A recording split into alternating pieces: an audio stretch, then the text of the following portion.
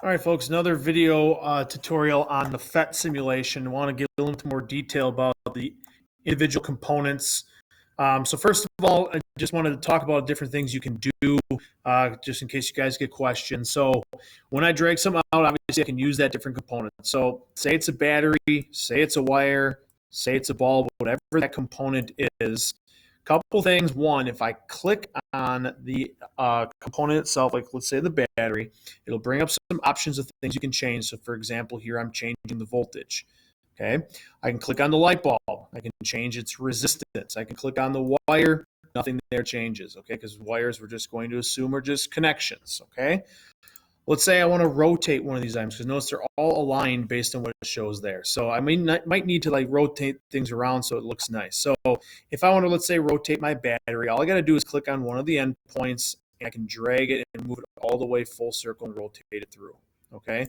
Where that's helpful, let's say I want to rotate or align up some light bulbs. If I click on one of the endpoints, it'll rotate around the others. So if I click on that one, it'll rotate around that.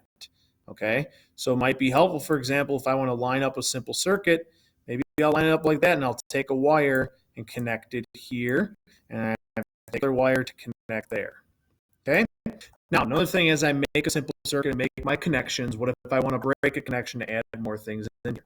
So if I want to break a connection, I click on one of the connections and the scissors will pop up, allow me to break it. Okay, or the other thing with the individual component itself, like this wire, and I can select the wire and delete it. Okay, obviously deleting things can make it a little bit more extreme, but you can use the scissors tool to cut the circuit at that point.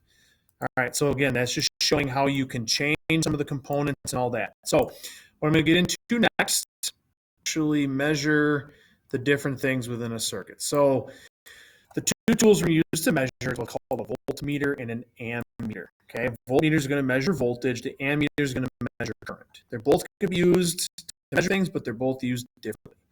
Voltmeter to measure voltage has what's called two leads. You have the red lead and the black lead. Okay, the red lead is always associated with the positive end of the circuit or the component, and the black lead is always connected to the negative end of the component or the circuit. So if let's say I want to measure the voltage of the battery, I just take the black lead and I'm going to place it at the negative end and place the red lead at the positive end. And notice it'll give me the voltage on there.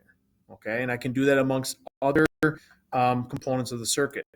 Nice thing about this voltmeter is that I can use it while a circuit is connected. So let's say I connect a battery, a bulb, and two wires like that. So I can measure voltage, let's say, across the bulb. Notice the bulb has two endpoints.